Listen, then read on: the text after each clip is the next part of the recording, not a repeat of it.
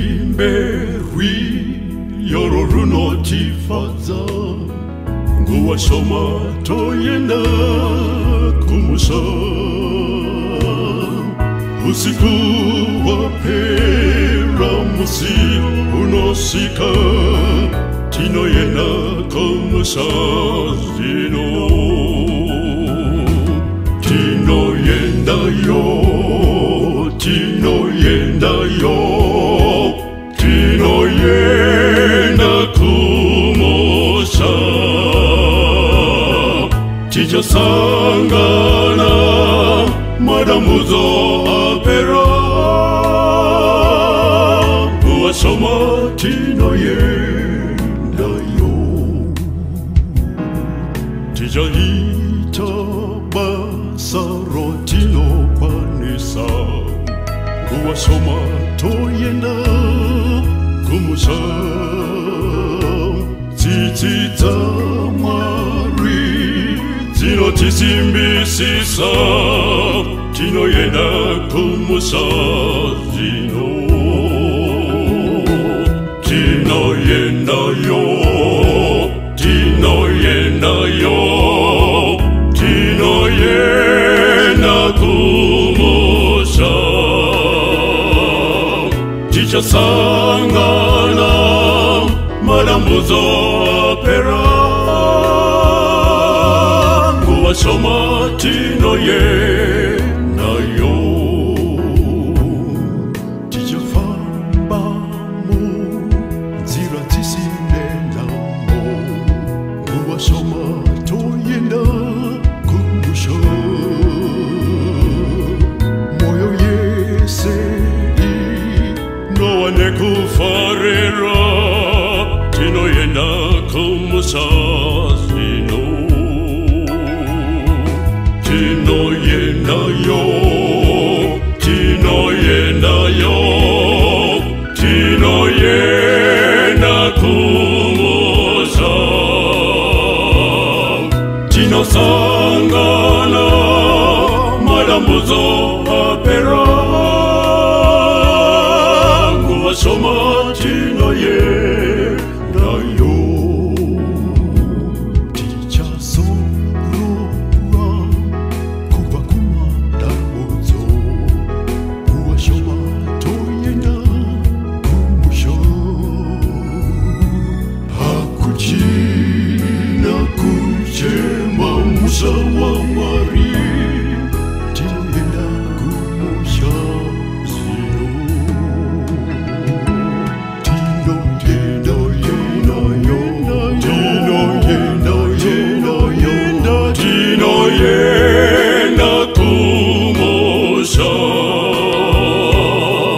tino sangana madambuzo apera uasoma tino yenda yo tino yenda yo tino yenda yo tino yenda kumusa tino sangana madambuzo apera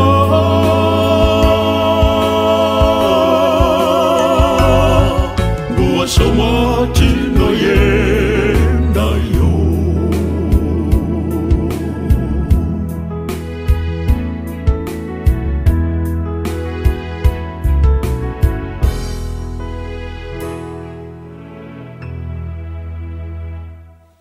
kazwai vana vaMwari asi toda kumuchingamidzai zvekare tichienda mberi teerera soko raMwari rinopa vasina mano njere tichitarisa nguva dzatiri kurarama kunzwa kuti Mwari vanoti kudii.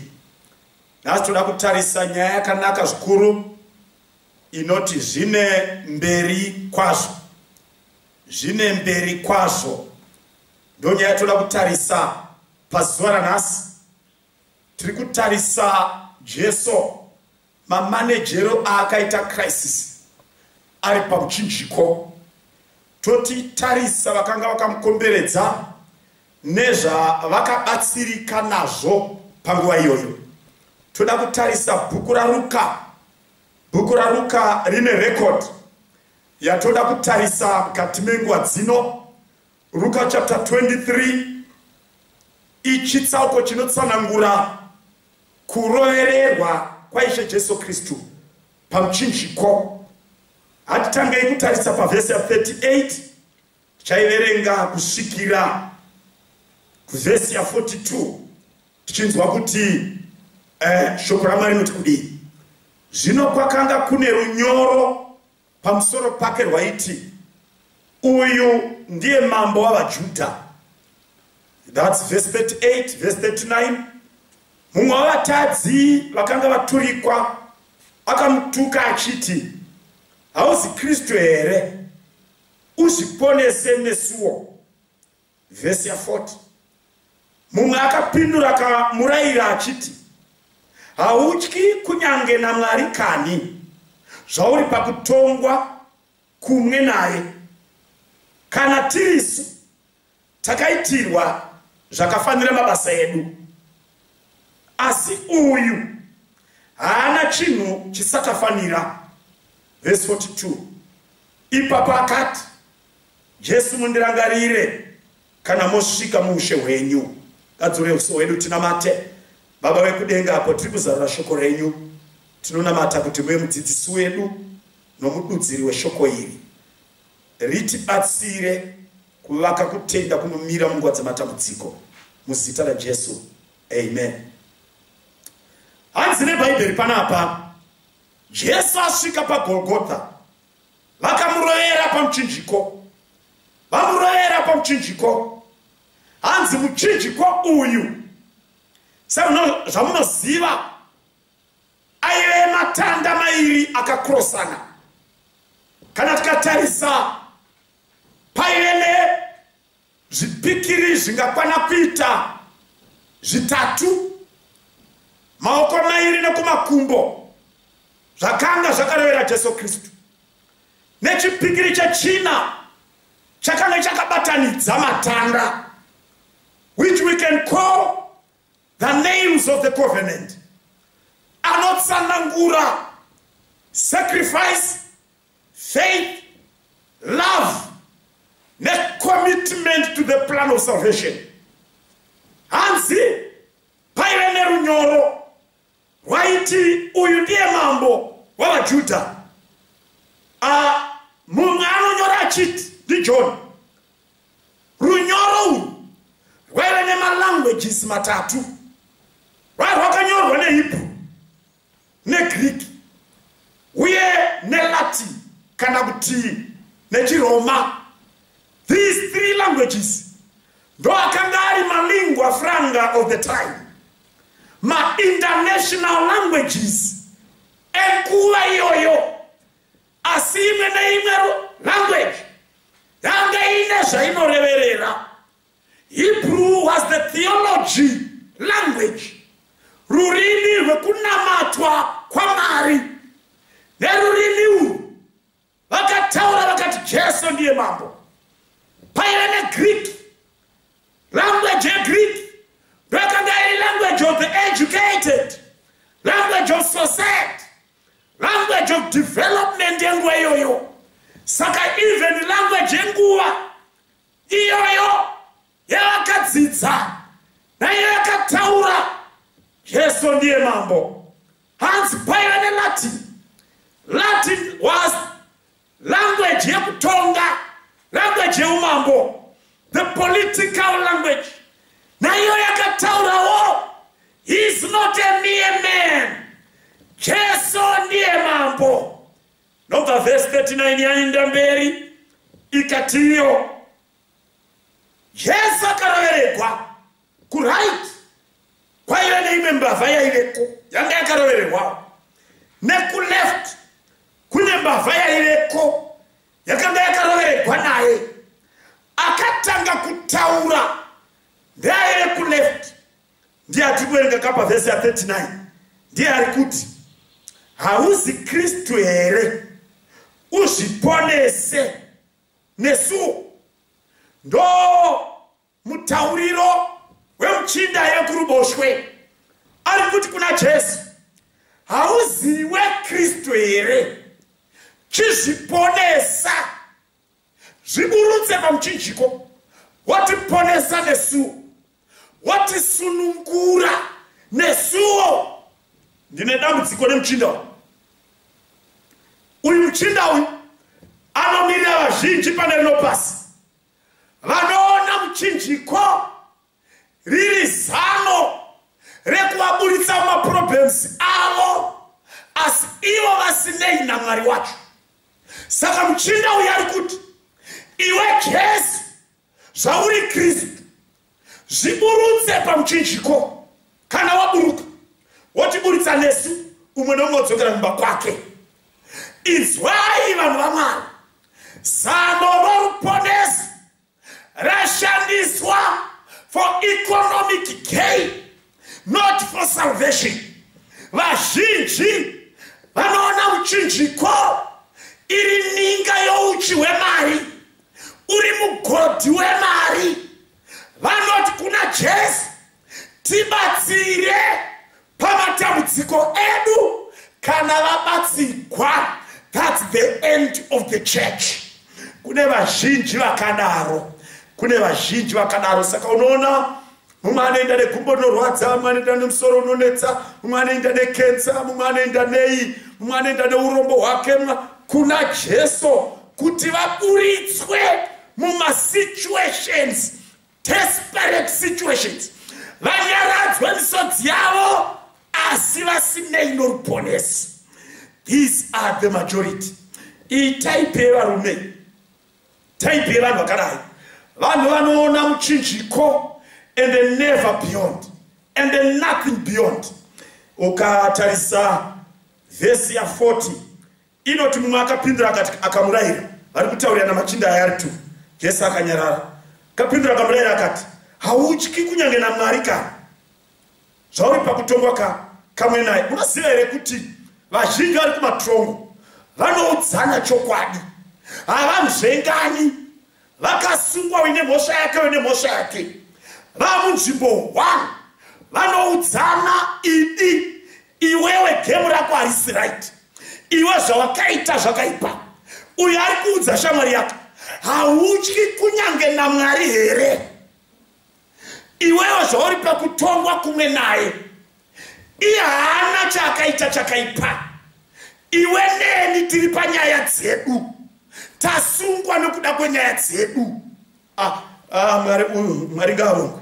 Mwari haashai vanhu vanomiririra zvokwadi even under bad situations. Atarisana norufu, still kutaura chokwadi was imperative. Anoudza hama yake, itya Mwari. Kana watya Mwari, isu tunaenda kumabasa edu, asi uyu haana chaakatadza. Dewamira nemunhu akadai, dewaenda kugurupu revanhu vakadai, gaitinzwe kuti chii chakazoitika. Vhesi ya 42, ipapo Jesu akati kuna Jesu, Ishe, mundirangarire kana mosvika muushe wenyu wekudenga. Praise God. Apedza kutaura neshamwari yake, akuti kuna Jesu, mundirangarire kana mopinda muushe wenyu wekudenga. Apa ndo padaro. Jesu nobva atichipa vhesi 43, zviro kwazvo ndinoti kwauri, uchava neni muparadhiso. Jesu akabva apindura. No, havasi vese vanopindurwa naKristu. Uyu muchinda uyu akanga ataura, Jesu akaramba akanyarara. Hadzisi dzese dzaanopindura, dzimwe dzacho dzoda kuramba akanyarara. Anozoti kuhama iri kuurudyi, iwewe ndichava newe muparadhaisi. Panapa paita nyaya. Kana ndakatarira nyaya iri pano, ndinoona zvisina kuonekwa nevanhu vose even vafundisi, even vanodzidzisa Bible, even vanotonga nevanotongwa, zvakaonekwa nembavha. Ndozvatiri kuti zvine mberi kwazvo. In any crisis, pese painouya mupenyu, ine zvairi kugadzirisa nekugadzirira ramangwana.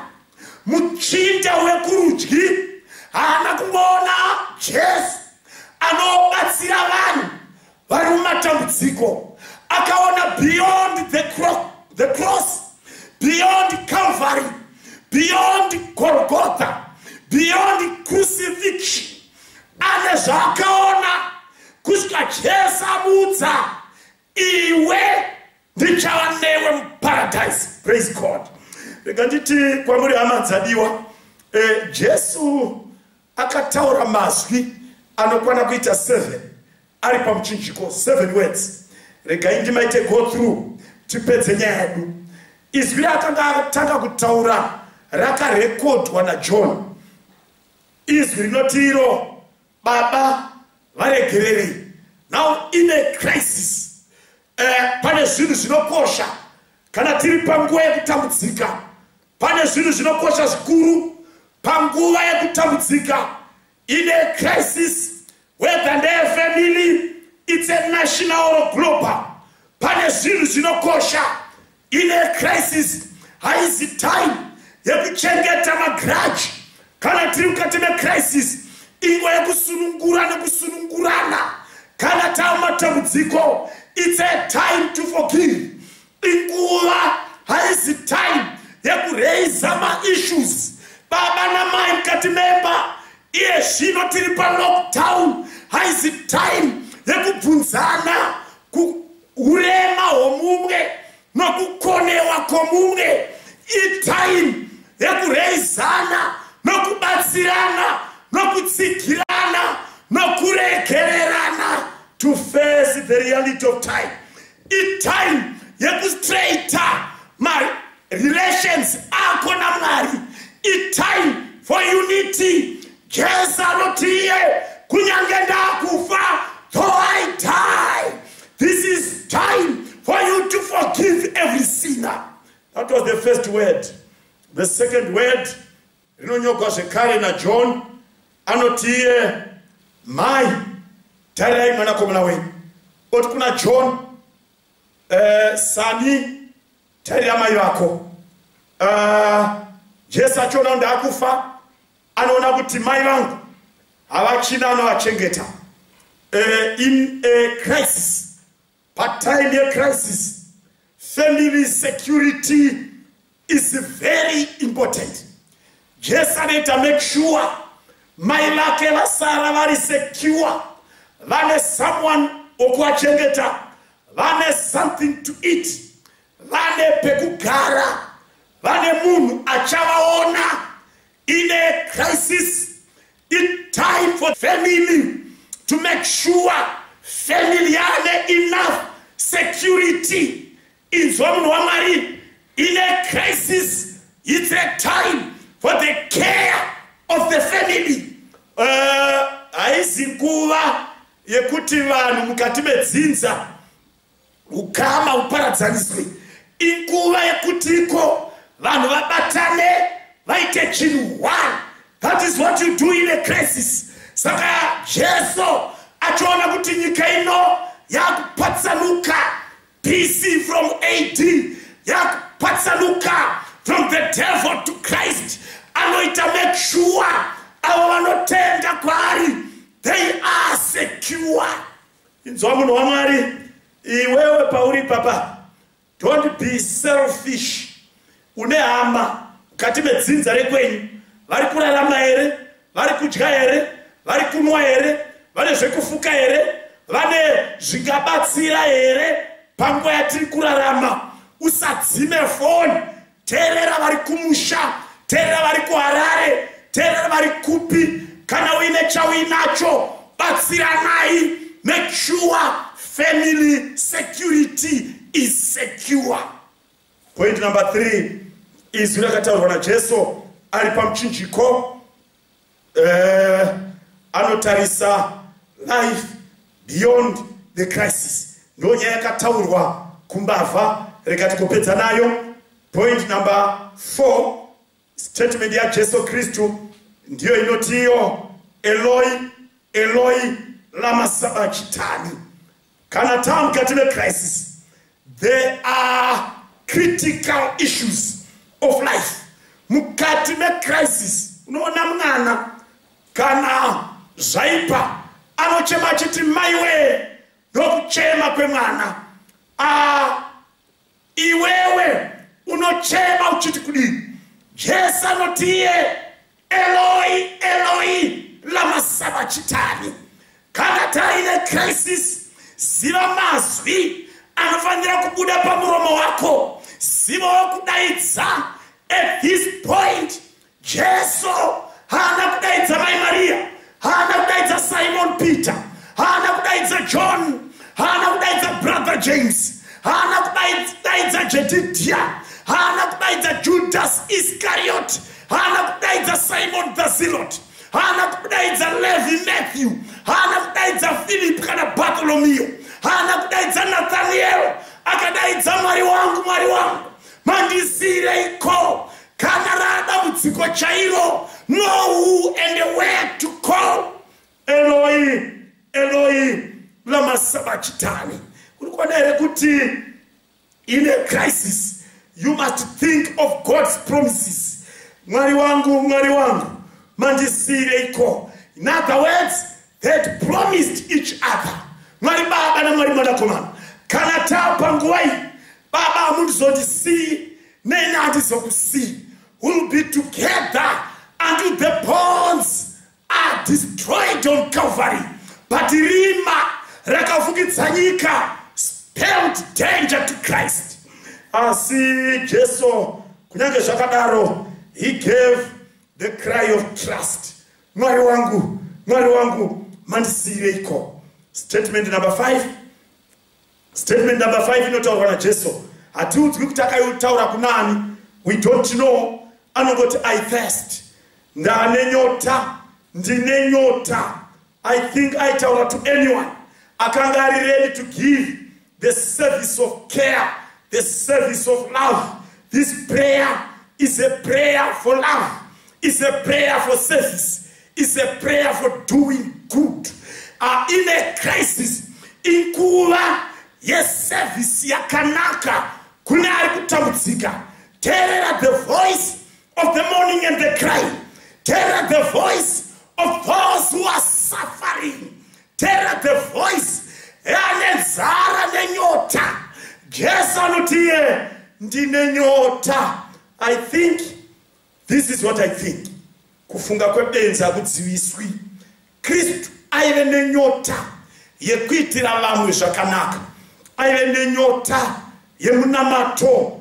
Aive nenyota a word of encouragement as we speak in the lockdown, in the times of a crisis. Someone needs the voice, someone needs the word of encouragement.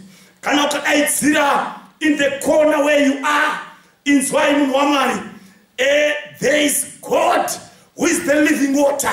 There is Christ who is the living water. Anotie ndine nyota. Point number 6 is where Jesu anotiye it is finished. Zvaitwa zvapera. Nguva dzese mupenyu vanoerengwa ndevakasvika patambo, vakamhanya nechimuti vakasvika patambo, paresi yeupenyu wakapedzisa yopati, wakaita rupandi rwako usagumira panzira. Nekutenda vakaropafadzwa vanochengeta kutenda kusvika pakuguma. Jesu anotiye I've done my part, I've fought a good fight. Ndaita nokuvimbika nokutendeka, zvaitwa zvapera. The plan of salvation is complete. Zvese zvinodiwa to destroy sin and sinner, death and the devil, I have done fully and completely. Jesu arikutaura it is finished. Unaona statement hii ndinoida ndo statement yakanaka, statement inotiudza to the final contest, statement inotiudza kuti hondo naDiablos yakagwiwa yakapera, iko zvino tinoona mumvuri wayo. Inzwa munhu waMwari, Jesu akapedza nazvo. Chitema hachina simba newe, zvenyika ina hazvina simba newe, mwechina haina simba newe, even kuroyiwa hakuna simba newe, ndati uromba huna simba newe, nokuti Jesu akadaidzira zvaitwa zvapera. And the last word number 7, very simple, surrender to God. Jesu anoti iye, Baba, ndinoisa mweya wangu mukati meruoko rwenyu.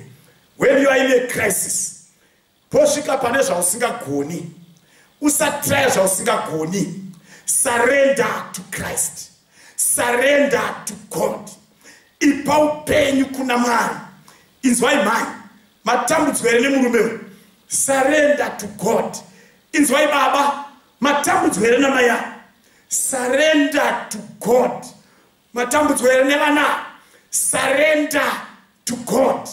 Baba, ndinoisa muri yangu mukati meruoko rwenyu. Baba, ndinoisa project mukati meruoko rwenyu. Baba, ndinoisa muchato mukati meruoko rwenyu. Baba, ndinoisa vanhu venyu muruoko rwenyu. Surrender to God. Vamwe vanhu vakaisa vana mukati meuroyi, vamwe vakaisa vana mun'anga, vamwe vakaisa mhuri mukati mevaprofita venhema, vamwe vakaisa kwakasiyana siyana, vamwe vakaisa vana mukati memigodhi yemari, vakadhirigigwa naye ikoko. Surrender to God. Munhu waMwari, these are the 7 words that Christ spoke. But let me finish nembavha yepamuchinjiko inoti iyo, Ishe kana mopinda muumambo mundirangarireo. In other words, mbavha yepamuchinjiko yakaona zvisingaonekwi nethe rest.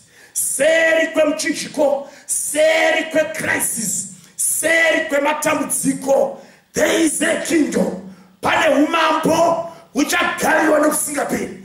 Unoona here seri kwecoronavirus, seri kwecancer, seri kwestroke, seri kwedivorce, seri kwekushayiwa basa. There is a kingdom. Umambo uchagara nokusingaperi. Saka muchinda uyu akatarira Kristu, aiona musoro waJesu wakanga uine korona yeminzwa.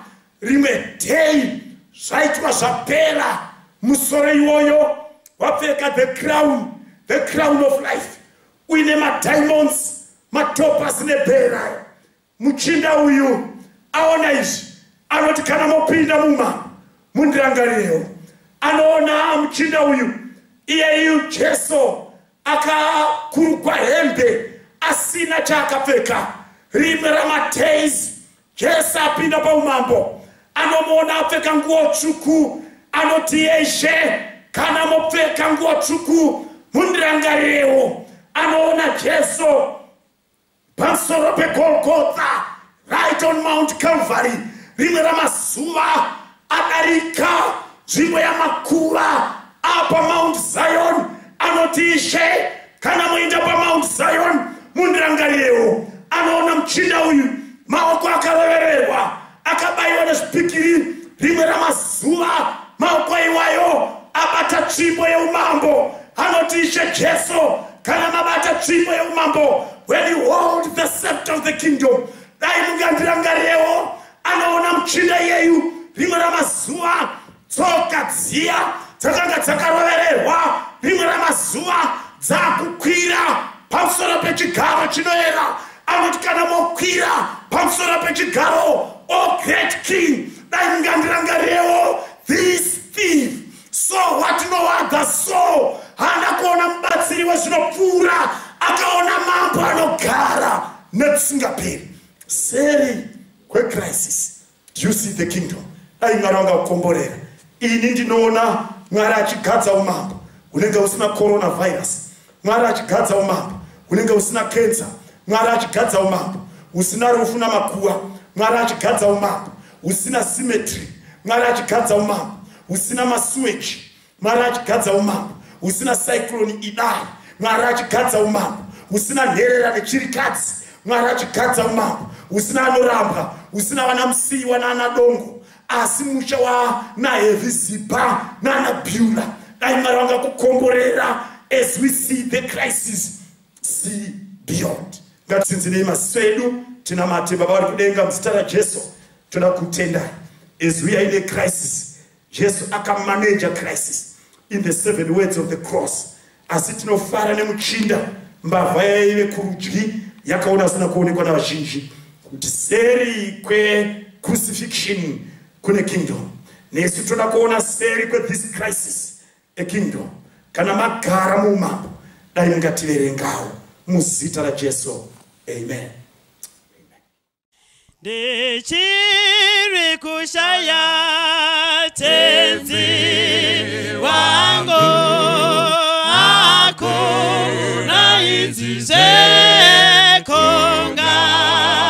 renyu inendoshaya nekshaya tenzi ndoshaya zino monde komborere zino uya ndichiri kushaya gara pejo ane pusi yapo more pano ine ndoshaya nekshaya ndoshaya zino mundikomborere ndino uya ndichiri kushaya muda mbudzo kana ndikushaya muru faro Shaya nekshaya tenzi ndoshaya zino mundikomborere ndino uya ndichiri kushaya ndikudisa nezvidzidzo zvenyu